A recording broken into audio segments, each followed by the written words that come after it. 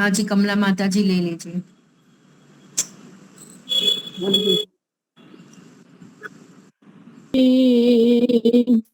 ऊंची तेरी शान है,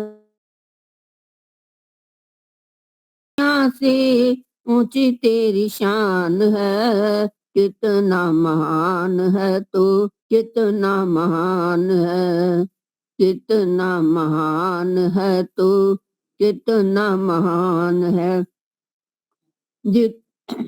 यहाँ वहाँ कोने कोने तू ही मशहूर है, यहाँ वहाँ कोने कोने तू ही मशहूर है। निकट से भी निकट और दूर से भी दूर है, निकट से भी निकट और दूर से भी दूर है, सभी में समाया हुआ हो, सभी में समाया हुआ सकल जहान है, कितना महान है तू, कितना महान है। प्रभु सारी दुनिया से ऊंची तेरी शान है, कितना महान है तू, कितना महान है। तू ही एक मालिक है सारी कायनात का, तू ही एक मालिक है सारी कायनात का।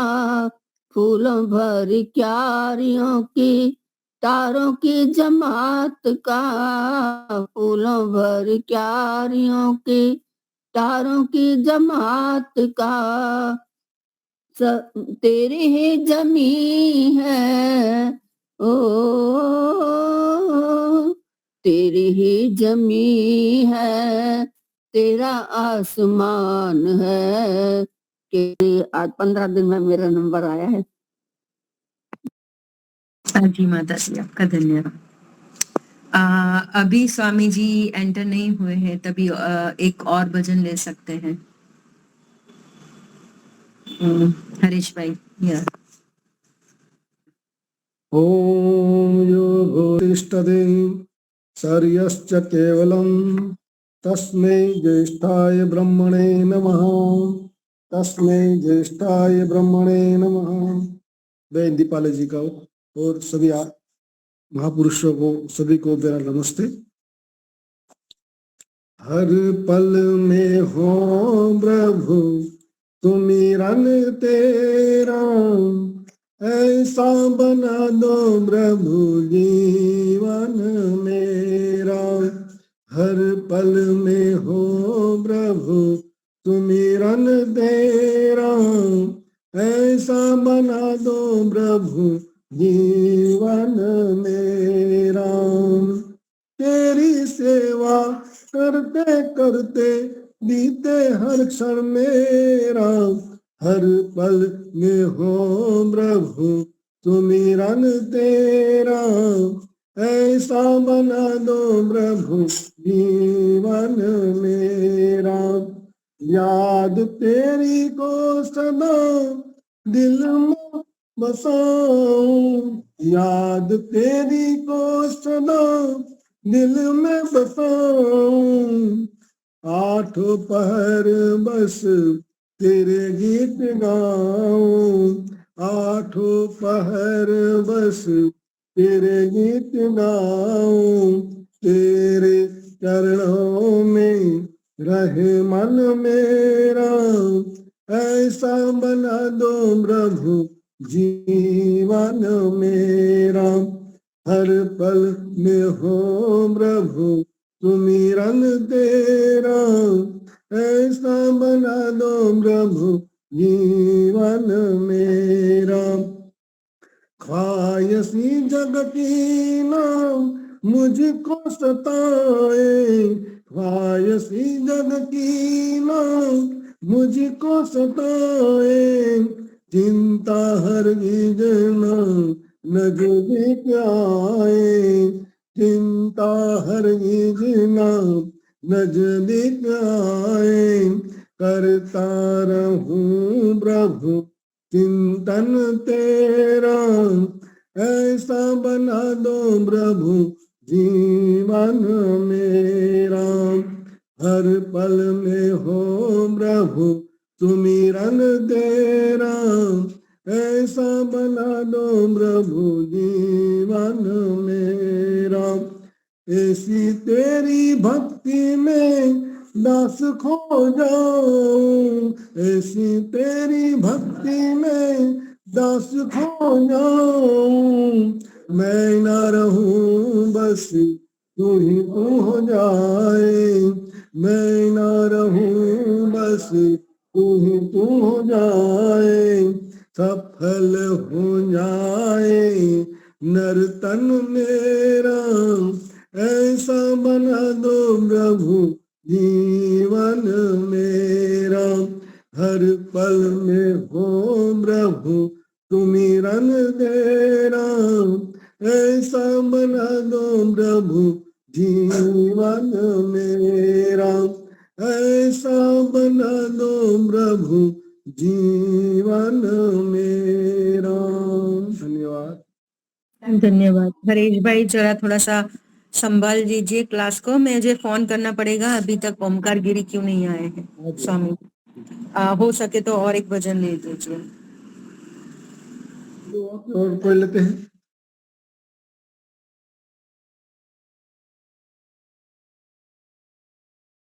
किसी को गाना है तो गा सकते हैं, नहीं तो मैं ले लेता हूँ। प्रभु प्यारे से जिसका संबंध है, उसे हरदम आनंद ही आनंद है। प्रभु प्यारे से जिसका संबंध है, उसे हरदम आनंद ही आनंद है। झूठी ममता के करके किनारा, झूठी ममता से करके किनारा, लेके सच्चे पिता का सहारा, लेके सच्चे पिता का सहारा, जो उसकी रजा में रजामंद है, उसे हरदम आनंद ही आनंद है।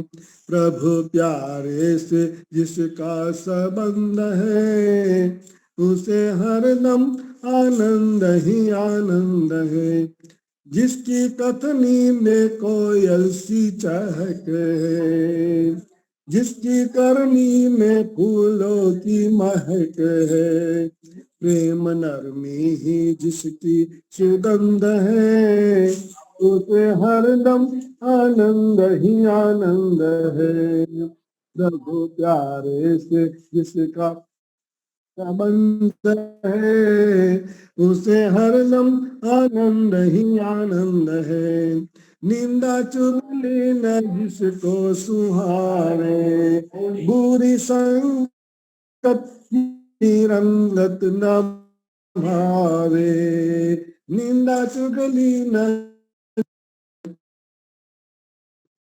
संगत न भावे, सत्संग ही उसको पसंद है, उसे हरदम आनंद ही आनंद है। प्रभु प्यारे से जिसका संबंध है, उसे हरदम आनंद ही आनंद है। दीन दुखियों के दुख जो मिटावे, बन के सेवक भला सबका चाहे। दीन दुखियों के दुख जो मिटावे, बन के सेवक भला सबका चाहे। नहीं जिसमें घमंड और पाखंड है, उसे हरदम आनंद ही आनंद है। प्रभु प्यारे से जिसका संबंध है, उसे हरदम आनंद ही आनंद है, उसे हरदम आनंद ही आनंद है। धन्यवाद। धन्यवाद। स्वामी जी अभी जुड़ रहे हैं, थोड़ा समय लेना चाहते हैं, तब तक किसी को प्रवचन देना है, कुछ भी थोड़ा सा अपनी तरफ से कुछ भी बोलना है तो बोल सकते हैं।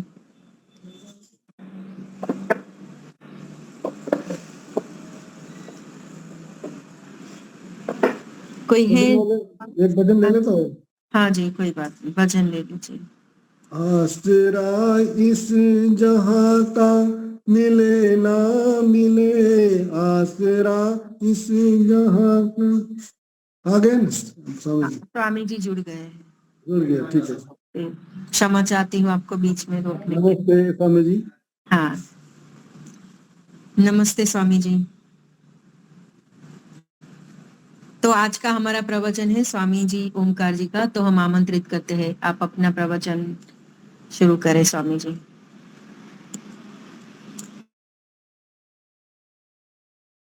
आप म्यूट है स्वामी जी, आपको अनम्यूट करना है।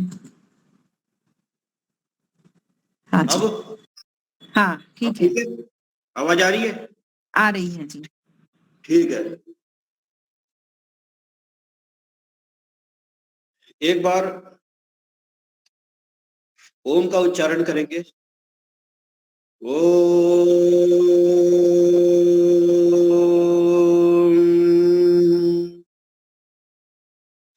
परमपिता परमेश्वर की असीम अनुकंपा से आज हम आपके सामने उपस्थित हुए हैं और एक ऐसा, सबको सादर नमस्ते।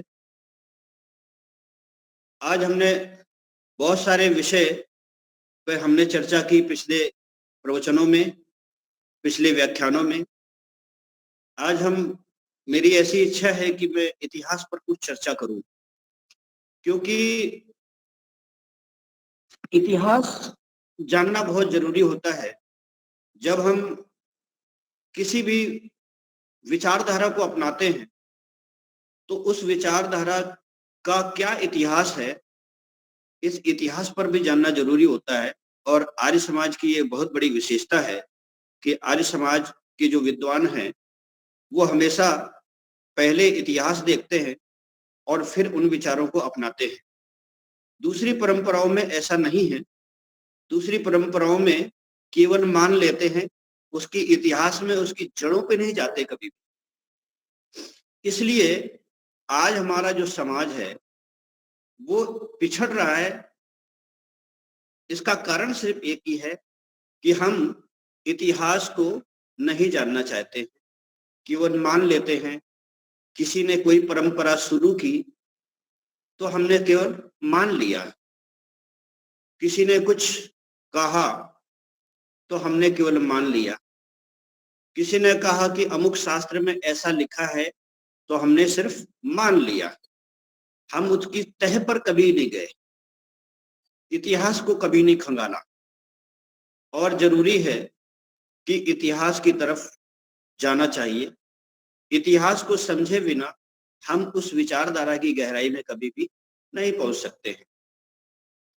आर्य समाज में ये बड़ी विशेषता है कि आर्य समाज यदि महर्षि दयानंद सरस्वती को मानता है तो उनके इतिहास के कारण मानता है, उनके जीवन चरित्र के कारण मानता है। और अगर महर्षि दयानंद सरस्वती किसी विचारधारा को यदि मानते हैं तो वो उसके इतिहास के कारण मानते हैं और उसी इतिहास को हम फॉलो करते हैं और इतिहास को ही सर्वप्रथम आगे रख करके उस विचारधारा को बताया जाता है। लेकिन दूसरे मत पंथ संप्रदायों में ये व्यवस्था नहीं है, क्योंकि वो इतिहास उनका, वो स्वयं जानते हैं कि इतिहास उनका काल्पनिक होता है। तो काल्पनिक इतिहास को कल्पना के आधार पर, या यूं कहिए एक कथानक के आधार पर वो कह करके और पल्ला झाड़ लेते हैं। इसलिए वो सत्य के करीब कभी नहीं पहुंच पाते हैं। केवल एक ऐसी उनकी विचारधारा हो जाती है कि बस मान लो। वस्तुतः भाइयों एवं बहनों, इतिहास हमेशा सीखने की चीज होती है। इतिहास कभी भी जीने की चीज नहीं होती। इतिहास से केवल सीखा जाता है इतिहास को कभी अपनाया नहीं जाता है, क्योंकि जो चीज पीछे छूट गई, संसार आगे चल रहा है, संसार पीछे नहीं जा रहा है, संसार आगे चल रहा है। तो सांसारिक जो पीछे की जो परंपराएं वो भी तो पीछे छूट रही है। यदि इतिहास पीछे छूट रहा है तो इतिहास से संबंधित जो परंपराएं वो भी पीछे छूट रही है। इतिहास, संसार आगे बढ़ रहा है, दुनिया आगे बढ़ रही है, तो नई नई परंपराओं को हमें स्वीकार करना चाहिए, हमें पीछे नहीं जाना चाहिए, नई नई चीजों को हमें सीखना चाहिए, नई नई टेक्नोलॉजी को हमें सीखना चाहिए। लेकिन हम करते क्या है, हम पीछे चले जाते हैं कि हमारे पूर्वज ऐसे थे, हमारे ऐसे थे, वैसे थे। और कहीं कहीं पे मैंने ये भी देखा है कि जैसे वो एक आपने देखा होगा कि आरुणि का उदाहरण दिया जाता है कि आरुणि अपने गुरु के लिए मेड़ पे लेट गया था पानी को रोकने के लिए। ऐसा इतिहास है, वो केवल सीखने के लिए होता है। उस समय व्यवस्था ऐसी थी, उस समय संसाधन कम थे, तो उस बालक के अंदर में कुछ मिला नहीं उसको, तो स्वयं ही लेट गया। लेकिन क्या आज अगर कोई गुरु किसी शिष्य को वैसा कहे तो क्या आज ऐसा करना संभव होगा या ऐसा करना चाहिए कि नहीं, जैसा आरुणि ने किया था वैसा तुम भी करो, तब हम मानेंगे कि तुम गुरु के प्रति समर्पित हो। नहीं, ऐसा नहीं हो सकता है। आज बुद्धि का विकास मैं समझता हूं और विज्ञान का विकास मैं समझता हूं उस समय की अपेक्षा से ज्यादा है। आज वो क्या करेगा, आज उसके पास में संसाधन है, उसको बंद करने के लिए, उस मेड़ को बंद करने के लिए अनेकों संसाधन है। पहली बात तो वो मेड़ फूटेगी ही नहीं, ऐसे संसाधन अगर फूट जाए तो और भी संसाधन है, उसमें बीच में कुछ डाल देगा, क्या बोलते हैं अपना, कुछ प्लास्टिक का कुछ वो डाल देगा, या लोहे का आजकल आता है, लोहे का डाल देगा, या कुछ ट्रैक्टर लेके जाएगा और ट्रैक्टर से उसको बंद कर देगा।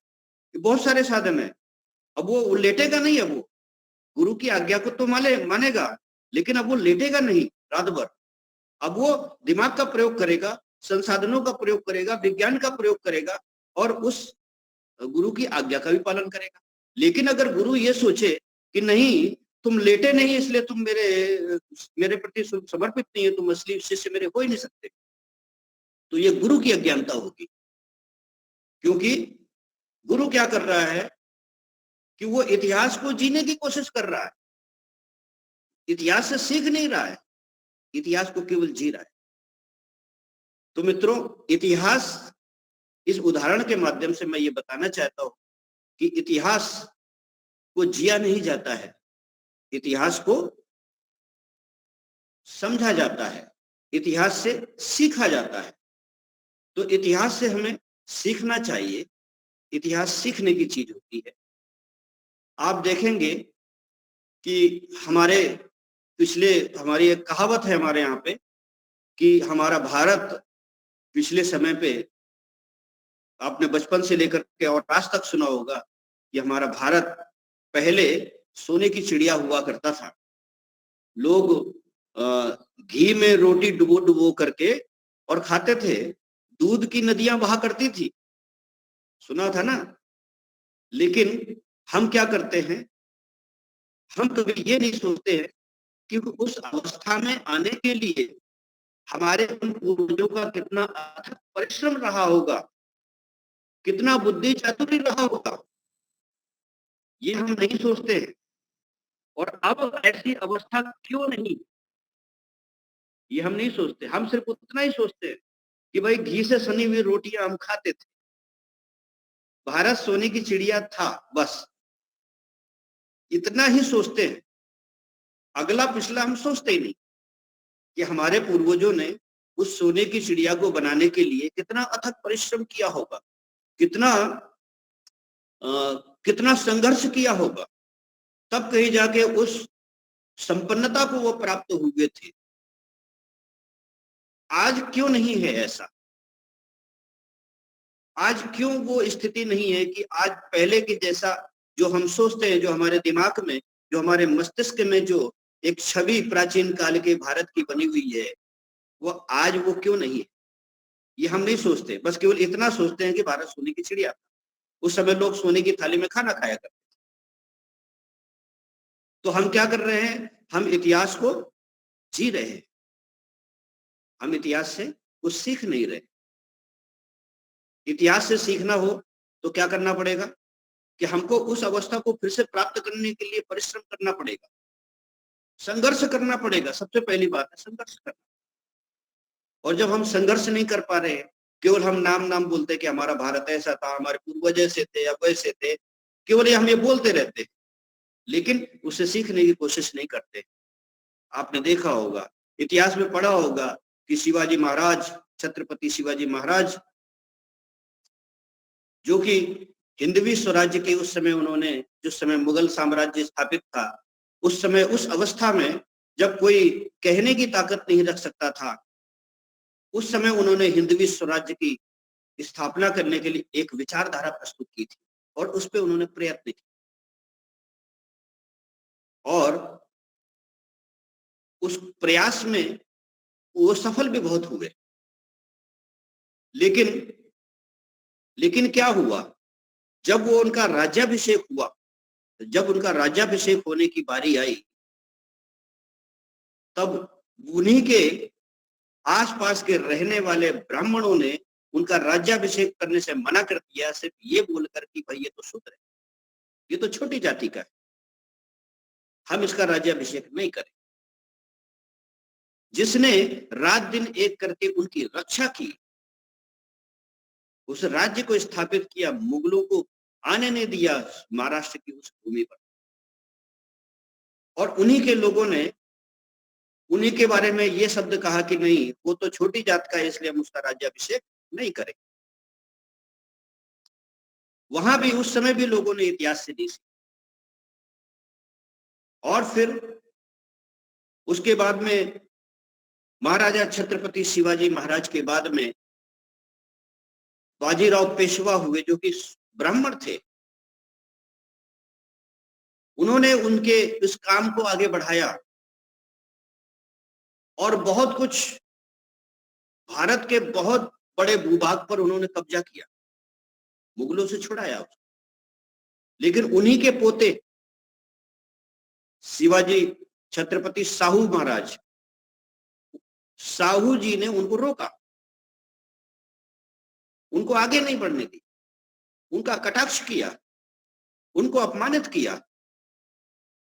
और तो और इसके साथ ये भी हुआ था कि कहते हैं कि बाजीराव पेशवा ने, हालांकि उनकी बात को ज्यादा माना नहीं, अपने विजय अभियान पर वो चलते रहे, रुके नहीं।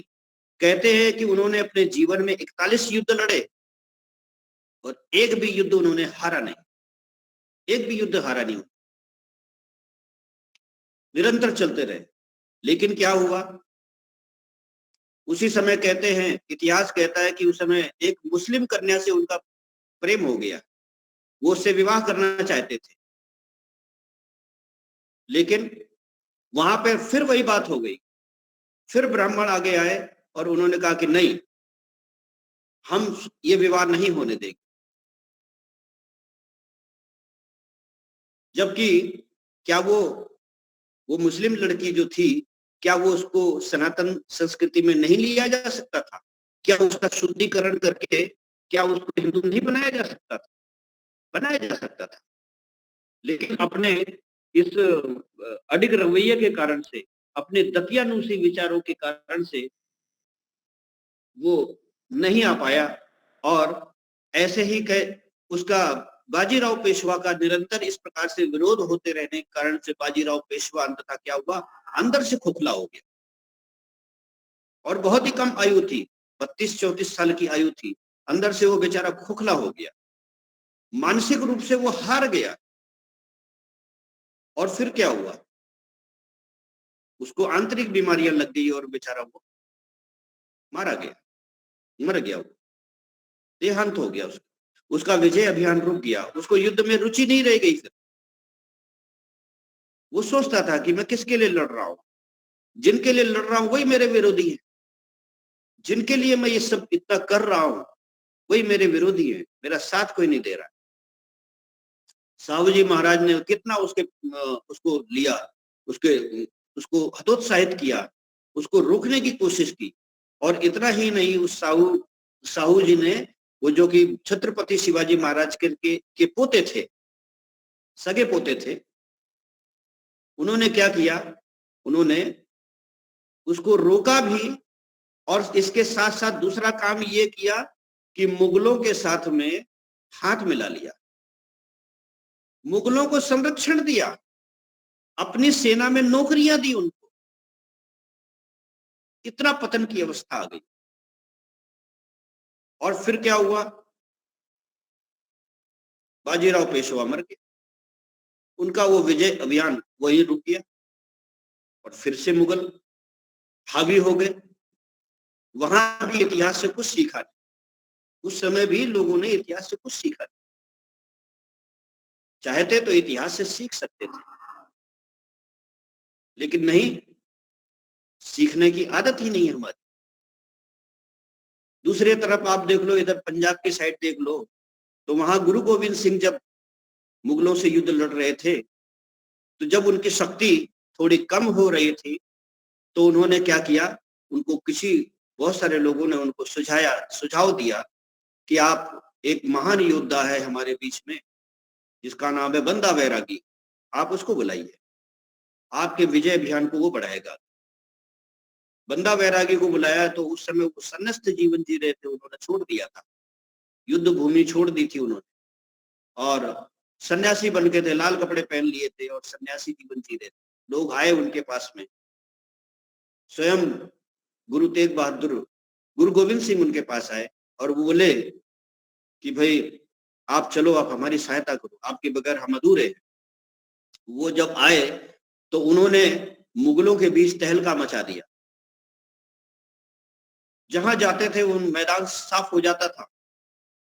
हजारों लाखों मुस्लिम सैनिकों को उन्होंने काटा और उसके बाद में अनेकों जगह उनका विजय अभियान चलता रहा। बहुत तीव्र गति से वो हमला करते थे और अनेकों राज्यों पर उन्होंने अनेकों स्थानों को कब्जा करके पुनः से भारत में लाए। तब उसी समय गुरु गोविंद सिंह की मृत्यु हो गई। और जब गुरु गोविंद सिंह की मृत्यु हुई तो कहते हैं कि गुरु गोविंद सिंह की जो पत्नी थी, उनको मुसलमानों ने बहकाया और संधि का प्रस्ताव रखा कि हम आपके साथ संधि करना चाहते हैं, अब आप युद्ध को बंद कर दीजिए। तो उन्होंने एक पत्र लिखा बंदा बैरागी के लिए कि आप क्या कीजिए, युद्ध को रोक दीजिए, क्योंकि अब हम युद्ध नहीं करना चाहते, हम शांति से रहना चाहते हैं। बंदा बैरागी बोला कि आपको बहकाया जा रहा है माता श्री, आपके साथ में छल किया जा रहा है, आप उनकी बातों में आ रही हैं, तो आप क्या कीजिए, उनकी बातों में मत आइए, मैं युद्ध अभियान रोकूंगा नहीं। उन्होंने फिर पत्र लिखा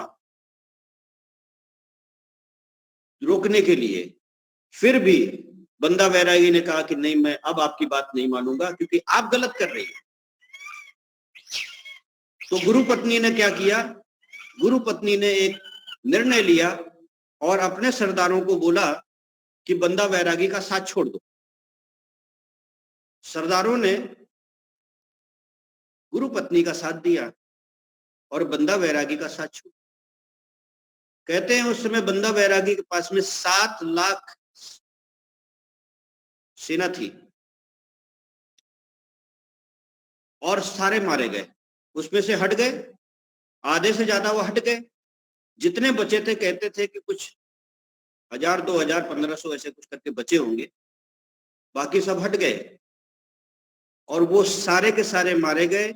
लास्ट में गुरु गोविंद सिंह के दोनों पुत्रों को, आपने कथा पढ़ी होगी कि दोनों पुत्रों को दीवार पे जिंदा चुनवा दिया गया और बंदा बैरागी को बैठा करके बीच में से आरी से चीरा गया और 2 टुकड़े कर दिए गए उनके। पहले तो उनकी खाल छीली गई, पूरे शरीर की पहले जिंदा ही उनकी चिमटियों के माध्यम से उनकी खाल छीली गई और उनको कहा गया कि भाई आप इस्लाम धर्म अपना लीजिए, हम आपको छोड़ देंगे, क्योंकि आपके जैसा योद्धा, आपके जैसा बुद्धिमान व्यक्ति हमको चाहिए जो इस्लाम को आगे बढ़ा सके। तो उन्होंने कहा कि नहीं, कुछ भी हो जाए मैं सनातन को नहीं छोड़ूंगा, मैं अपनी संस्कृति को प्रेम करता हूं, मैं अपनी संस्कृति को नहीं छोड़ूंगा। तो उनको इतनी यातनाएं दी गई कि उनके शरीर से चिमटियों के माध्यम से जो है ना चमड़ियों को छीला गया। उसके बाद भी वो नहीं झुके तो दो व्यक्तियों को, दो कसाईयों को खड़ा किया गया, बोला बीच में से चीर, और बीच में से आरी लग करके और बीच में धीरे धीरे धीरे, जैसे कि मुसलमान ये हलाल करते हैं ना, तो हलाल में क्या होता है, हलाल में जब पशु को काटा जाता है तो वो धीरे धीरे काटा जाता है, उसको ये हलाल बोलते हैं। हलाल का मतलब यही होता है, धीरे धीरे काटा जाता है। वो जितना तड़पेगा उतना ही और धीरे धीरे धीरे उसको उसकी जान निकाली जाती है। ऐसे ही उनको धीरे धीरे धीरे धीरे धीरे धीरे धीरे धीरे काटा गया हो, लेकिन वो झुके नहीं। तो बंदा वैरागी के साथ में भी हमने इतिहास से उस समय भी लोगों ने नहीं सीखा। और फिर क्या हुआ, जब वो बंदा वैरागी भी मर गया तो लास्ट में वही गुरु पत्नी को भागना पड़ा। उसी के सिंहासन पर फिर से मुगलों ने आधिपत्य कर लिया और उसके बाद में पूरा पंजाब उनके हाथ में आ गया मुगलों के। उन्होंने इतिहास से कुछ नहीं सीखा, न सरदारों ने सीखा इतिहास, न हिंदुओं ने सीखा, किसी ने कुछ नहीं सीखा इतिहास से। अब आप चलो ठीक है, ये तो हमारे वीर योद्धा थे। प्राचीन काल में आप चले जाओ, महाभारत काल में चले जाओ, राम के काल में चले जाओ, तो भगवान राम जिसको हम आराध्य मानते हैं, या यूं समझो जिनको हम, उनसे बड़ा कोई महापुरुष हम नहीं मानते हैं, उनसे भी हमने नहीं सीखा। उन्होंने क्या किया, बाली को छुपकर मारा था ना। तो युद्ध में तो सब चलता है ना, साम दाम दंड भेद, सारी नीतियां चलती है और इन चारों नीतियों को लागू करके ही युद्ध पर विजय प्राप्त की जा सकती है। सत्य पर विजय नहीं लड़ा जाता है, सत्य पर युद्ध नहीं लड़ सकते, नियमों पर चल करके युद्ध नहीं लड़ा जाता है। वहां तो नियमों को ताक में रख करके युद्ध लड़ा जाता है, क्योंकि वहां मुख्य उद्देश्य आपके नियम नहीं होते, आपका धर्म नहीं होता है। मुख्य उद्देश्य होता है दुश्मन को पर विजय प्राप्त करना, दुश्मन को धराशायी करना, यही एकमात्र धर्म होता है उस समय। अब आप किसी भी नीति से, किसी भी प्रक्रिया से, कैसे भी करके उसको मारो, चाहे छल से मारो, चाहे कपट से मारो, चाहे कैसे भी करके मारो, उस समय आवश्यकता होती है, क्योंकि वहां एक ही धर्म उस समय कायम रहता है युद्ध के समय, केवल दुश्मन को मारना, दुश्मन पर विजय प्राप्त करना, केवल एक ही धर्म होता है। बाकी सर्व जितने भी धर्म होते हैं वो सब वहां पे खत्म हो जाते हैं, क्योंकि जब हम जीतेंगे तभी तो शांति आएगी, अगर जीतेंगे ही नहीं तो शांति कहां से आएगी। इसलिए शांति से पहले युद्ध बहुत जरूरी है। अगर शाश्वत शांति चाहिए तो एक बहुत बड़ा एक युद्ध लड़ना पड़ता है। आप योगी का देख लीजिए ना, जो आदमी योग मार्ग पर चलता है तो सबसे पहले क्या करता है, सबसे पहले एक भयंकर युद्ध लड़ता है। वो युद्ध कितने वर्ष तक चलता है ये उसको खुद को नहीं पता होता है। वो युद्ध कौन सा होता है, वो युद्ध होता है काम क्रोध लोभ रूपी बड़े बड़े जो ग्राही हैं, बड़े बड़े जो मगरमच्छ इस भवसागर में, उनसे वो लड़ता है, वो इंद्रियों से लड़ता है। वो योगी का युद्ध है, और जब वो योगी का युद्ध है, जब उस पर विजय प्राप्त कर पाता है तब वो शाश्वत शांति को प्राप्त होता है। इसलिए ऐसे ही अगर देश में अगर शांति चाहिए तो युद्ध बहुत जरूरी होता है। युद्ध से आप जितना बचोगे उतना समझ लो और फंसोगे। आज हमारा समाज युद्ध से बच रहा है। हर व्यक्ति चाहता है कि हम शांति से रहें, हमको युद्ध नहीं चाहिए। अरे युद्ध के बगैर शांति आ ही नहीं सकती है। लेकिन हमारा समाज, आप किसी भी व्यक्ति से पूछो तो एक ही बात कहेगा, नहीं लड़ाई झगड़ा मत करो, सब भाई भाई हैं, सबका खून एक ही है, सबका खून लाल ही है, वो भी अपने हैं, वो भी अपने हैं, वो भी अपने हैं।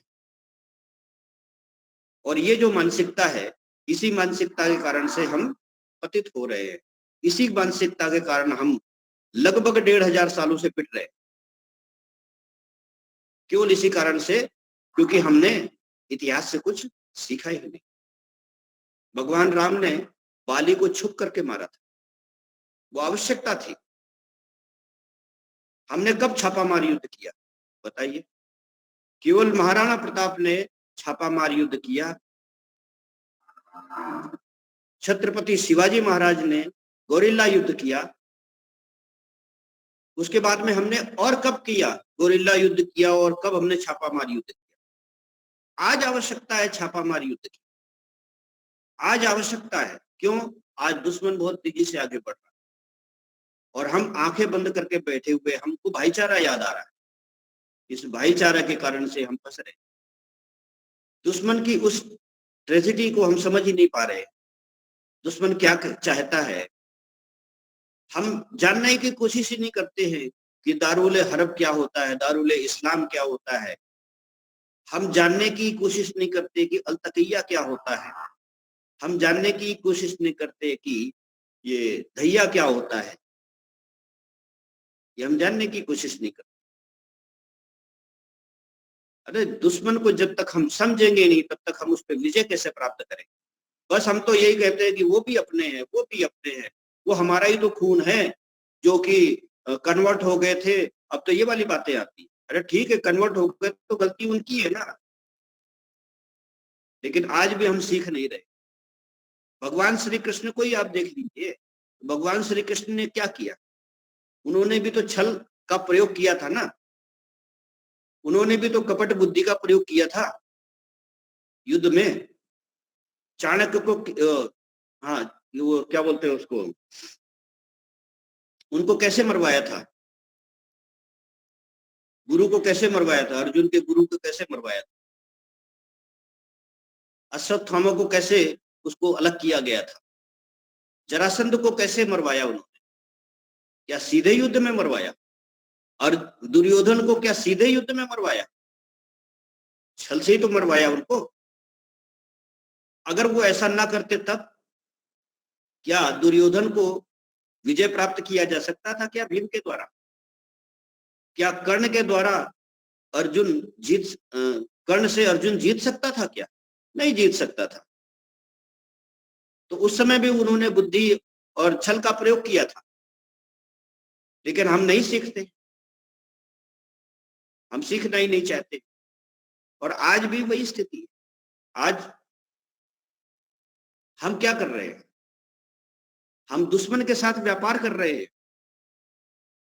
और जबकि अनेकों लोग, बड़े बड़े विद्वान सीधे सीधे कह रहे हैं कि आप उनके साथ में किसी भी प्रकार का व्यापारिक रिश्ता मत रखो, आप उनके साथ में किसी भी प्रकार का आप उनकी सहायता मत करो, आप उनकी दुकानें से कुछ सामान मत खरीदो, आप उनको क्यों मजबूत कर रहे हो? लेकिन हम छोटे छोटे लालच की वजह से हम उनको काम देते हैं। उनके पास पैसा आता है, उस पैसे का प्रयोग वो हमारे विरुद्ध ही कर रहे हैं। हम सीखना ही नहीं चाहते इतिहास से। ना पहले हमने इतिहास से कुछ सीखा, ना आज हम सीखना चाहते। देखिए आज समाज में आप देखिए, चाहे गुजरात हो, चाहे महाराष्ट्र हो, चाहे यूपी हो, चाहे बंगाल हो, वहां हिंदू, चाहे दिल्ली हो, मैंने दिल्ली में देखा काम करने वाले, घरों में काम करने वाले मुसलमान औरतों को उन्होंने काम दे रखा है। वो झाड़ू पोछा बर्तन ये कर रही है वहां पे मुस्लिम औरतें।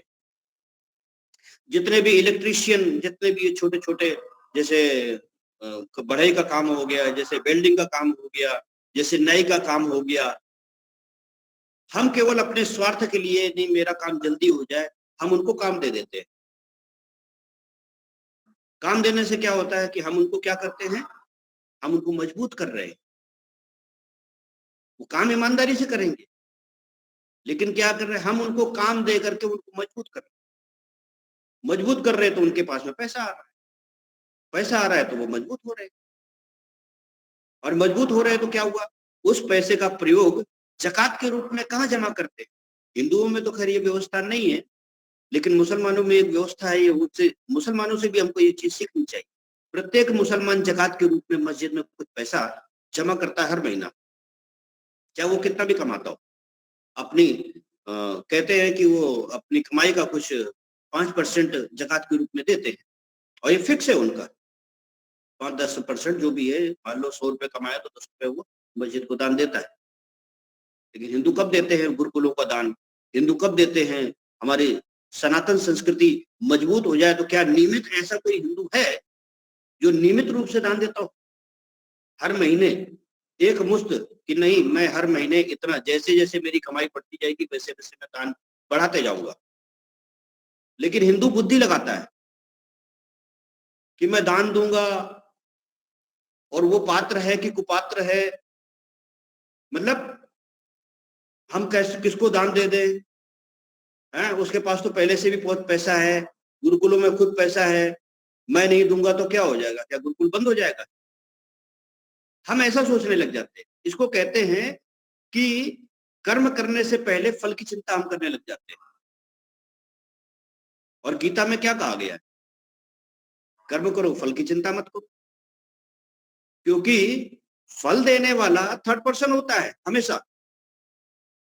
कर्म करने वाला जो होता है उसका जो फल आता है वो हमेशा थर्ड पर्सन होता है, फल हमारे हाथ में कभी होता ही नहीं। जैसे हमने चोरी की, चोरी करके क्या हम उसका फल चाहते हैं क्या कि हमको दंड मिले, लेकिन दंड पुलिस देती है ना, लेकिन हमारे ना चाहते हुए भी देती है, क्योंकि फल देने वाला हमेशा ही थर्ड पार्टी होता है।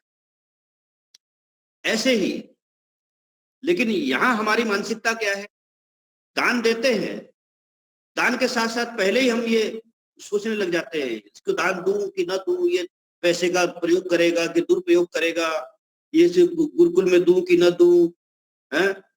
और मन में कभी आया कि 11,000 रुपए का दान देना है, फिर थोड़ी देर के बाद में विचार करते हैं 11,000 नहीं दूंगा, मैं 1100 रुपए देता हूँ।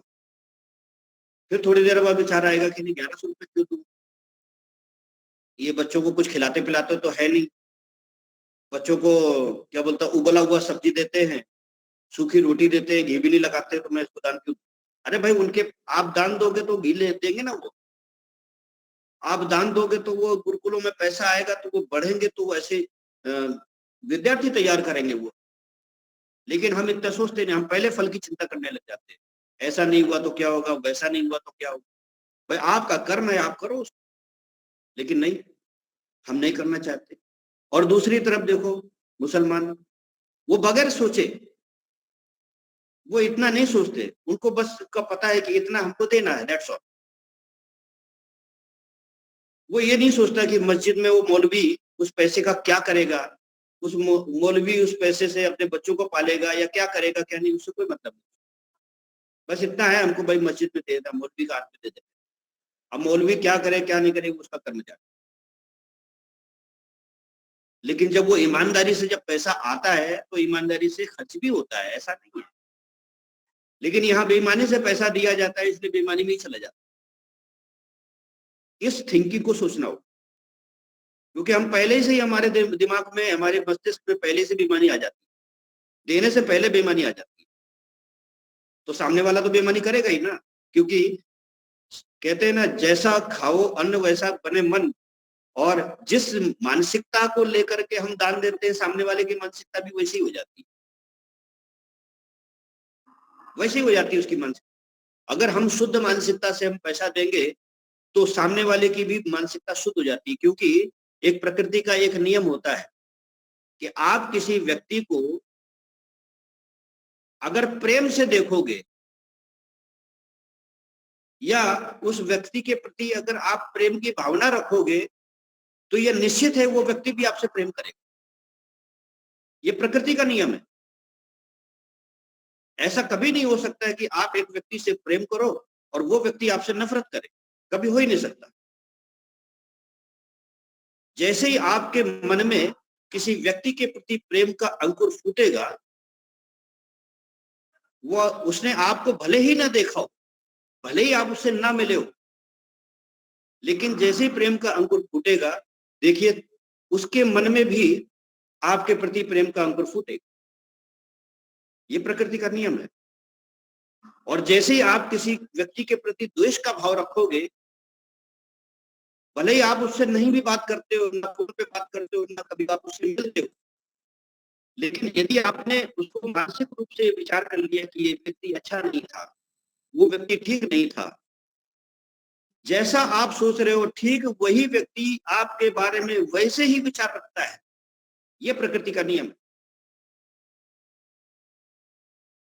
और हम क्या करते हैं, हम दान देते समय यही भाव रखते हैं, इस पैसे का ये क्या करेगा, ये ऐसा क्या करेगा, वैसा क्या करेगा, ये हमारे अंदर उथल पुथल होती रहती देने से पहले। तो जैसा आप सोच रहे हैं उसके बारे में, वो भी फिर वैसे ही सोचेगा कि यार एक बार दान मिल जाए तो मैं गाड़ी खरीद लूंगा, मैं एक बार दान मिल जाए तो मैं मकान बना लूंगा, इतना पैसा इकट्ठा हो जाए तो मैं ये बड़ा आश्रम बना लूंगा, है, और अपना सुख से जीवन जीऊंगा और भाड़ में जा दुनिया। क्योंकि आपकी सोच देते समय वैसी थी, तो लेने वाले की सोच भी वैसी हो जाएगी। ये विज्ञान है। ऐसे ही हमको मुसलमानों से सीखना चाहिए। देने से पहले कभी ये नहीं सोचना चाहिए पात्र को दे रहे, को पात्र को दे रहे, ये सोचने की जरूरत नहीं। लेकिन क्या है, आर्य समाज में या दूसरी संस्थाओं में, आज खासकर आर्य समाज में, ये आर्य कुछ ऐसा नहीं कि आर्य समाज की जो मान्यता है या आर्य समाज की वो जो है पूरी तरीके से सही है, वहां भी गलतियां हैं। ये ऐसा होता तो आर्य समाज पूरे उसमें भारत देश में नहीं चला जाता, पूरे विश्व में नहीं हो जाता। कारण है मानसिकता, हमारी कमी है मानसिकता। अगर ये मानसिकता ऐसी नहीं होगी तो क्या ये समाज बढ़ेगा नहीं? अरे ऐसे ऐसे समाज बढ़ रहे हैं कि जिनका कोई कोई क्या बोलते, कोई नियम नहीं, कोई कायदे नहीं, कोई कानून नहीं। ऐसे ऐसे समाज बढ़ रहे हैं, उनके पास में कितना पैसा आ रहा है। 300 संप्रदाय हैं हमारे देश में और सारे बढ़ रहे हैं, केवल एक आर्य समाज को छोड़ के सब बढ़ रहे हैं। और जबकि सबको पता है कि उनके 300 जितने भी संप्रदाय हैं, उनके एक भी सिद्धांत अच्छा नहीं, उनकी मान्यताएं अच्छी नहीं, वो सिर्फ लीला है उनकी, उसके बाद भी वो बढ़ रहे हैं। और हमारे पास में सच्चा ज्ञान है फिर भी हम नहीं बढ़ रहे। कारण क्या है? मानसिकता, मानसिकता में गड़बड़। जैसा हम सोचेंगे वैसा ही सामने वाला सोचेगा। इस चीज को हम नहीं समझ पा रहे, हम केवल ऊपर ऊपर देख रहे हैं, अंदर गहराई में जा ही नहीं पा रहे। तो मित्रों, हमको मुसलमानों से इस चीज को सीखना चाहिए कि दान नियमित होना चाहिए, तब हमारा संस्कृति, हमारा धर्म आगे बढ़ेगा। और ये तो हो गई एक उदाहरण, हम मुसलमानों का उदाहरण लिया, ये सीखने की बात। दूसरी बात, हमारी बातचीत चल रही थी इतिहास पर। इतिहास से आज भी हम नहीं सीख रहे हैं, आज भी हम मेल जोल की भावना हमारे अंदर विकसित हो रही है। आप देखोगे कि हमारे आश्रमों में या हमारी संस्थाओं में जितने भी छोटे छोटे काम करने वाले लोग आते हैं, उसमें से 80% मुसलमान होते हैं। और हम उनका नाम जान करके भी, उनका धर्म जान करके भी हम उनको काम देने पर मजबूर हैं। उसका कारण है केवल स्वार्थ, कि हमको जल्दी हमारा काम निपट जाए और जल्दी से हमारा ये बन के तैयार हो जाए। उसके लिए हम किसी को भी काम दे देंगे, हमको उससे कोई लेने देने नहीं। और इसीलिए वो बढ़ रहे हैं। और मार्केट में आप देखोगे कि दुकानों में खरीदार कौन है? मुसलमानों की दुकानों में खरीदार कौन होता है? ज्यादातर हिंदू होता है। हिंदू ही उनको बढ़ा रहा है, जबकि मुसलमान कभी भी हिंदू की दुकान से खरीदारी नहीं करता है, यदि उसके पास में ऑप्शन है तो। यदि ऑप्शन नहीं है उसके पास में, आसपास कोई मुस्लिम की दुकान नहीं है, तो मजबूरी में खरीदता है, वो आपकी दुकान पे आएगा। लेकिन अगर कोई आसपास कोई मुस्लिम की दुकान है तो आपकी दुकान पे कभी नहीं जाएगा, कदम नहीं रखेगा। लेकिन हम क्या करते हैं, हम 10 हिंदुओं की दुकानों को छोड़ करके उस मुसलमान की दुकानों से जाकर के खरीदारी करते हैं। गलती हमारी है, हम ही उनको बढ़ा रहे हैं। ऐसे ही वो मजार बनाते हैं तो हम उनकी मजारों पे चले जाते हैं। मजारों में कितना पैसा जा रहा है, करोड़ों लाखों रुपया। देखो मुंबई की जो हाजी अली की दरगाह जो समुंदर में बनी हुई है ना, हाजी अली जिसको कहते हैं, उसका बजट कितना है, 500 करोड़ रुपए सालाना है उसकी आमदनी है। कितना पैसा आ रहा है, और उसमें जाने वाले कौन है? मुसलमानों के पास थोड़ी इतना पैसा है कि वो इतना दान, हिंदू ही तो जा रहे हैं वहां पे, उनको बढ़ा रहे हैं। और उसी पैसे का प्रयोग कहाँ कर रहे हैं? वो जिहाद में कर रहे हैं। तो मित्रों, इस जिहाद को भी हमें समझना चाहिए, मुस्लिम धर्म की किताबों को पढ़ना चाहिए, उनकी ट्रेजेडी क्या है, वो करना क्या चाहते हैं, ये सारी चीजों को जान करके वैसा व्यवहार करना चाहिए। इसलिए कहते हैं इतिहास सीखने की चीज होती है, इतिहास जीने का नहीं होता है। इतिहास से केवल सीखा जाता है और सीख करके छोड़ दिया जाता है। इसलिए मित्रों, इतिहास से सीखो ना कि जियो। इसी के साथ मैं अपनी वाणी को विराम देता हूँ। इति ओम शम। बहुत बहुत धन्यवाद। धन्यवाद। सुन तो लिया भी, मालूम नहीं कि आगे क्या करेंगे। जी बहुत बहुत धन्यवाद।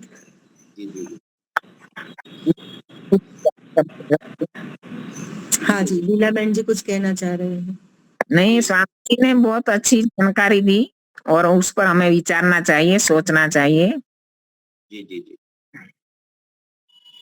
धन्यवाद जी स्वामी जी। इतिहास से सीखना चाहिए कुछ।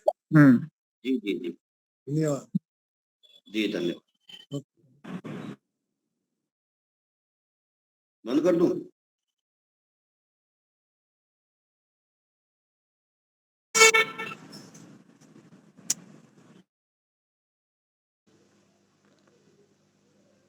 शंकर प्रसाद जी, आप शांति पाठ करवा रहे हैं? शंकर प्रसाद जी ने मैं उपस्थित हूँ। सबको सादर नमस्ते। आवाज आ रही है? आ रही है।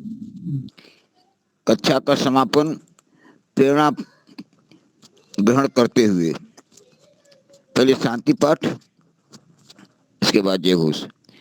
ओम ध्यो शांति अंतरिक्षम शांति पृथ्वी शांतिरापः शांतिरोषधयः शांतिर वनस्पतयः शांतिर्विश्वे देवा शांतिर्ब्रह्म शांतिः सर्वं शांतिः शांतिरेव शांतिः सामा शांतिरेधि। ओम शांति शांति शांति। जय घोष। जो बोले सो अभय। धर्म की जय हो। मर्यादा पुरुषोत्तम भगवान रामचंद्र की जय हो। योगीराज भगवान कृष्णचंद्र की जय हो। व्याकरण सूर्य गुरु विरजानंद की जय हो। युग प्रवर्तक महर्षि दयानंद सरस्वती की जय हो। स्वामी श्रद्धानंद की जय हो। भारत माता की जय हो। गौ माता की करो। देश के अमर शहीदों की जय हो। वेद की ज्योति जलती रहे। ओम का झंडा ऊंचा रहे। आर समाज अमर रहे। सत्यार्थ प्रकाश घर घर पहुंचे। बड़ो ध्वनि।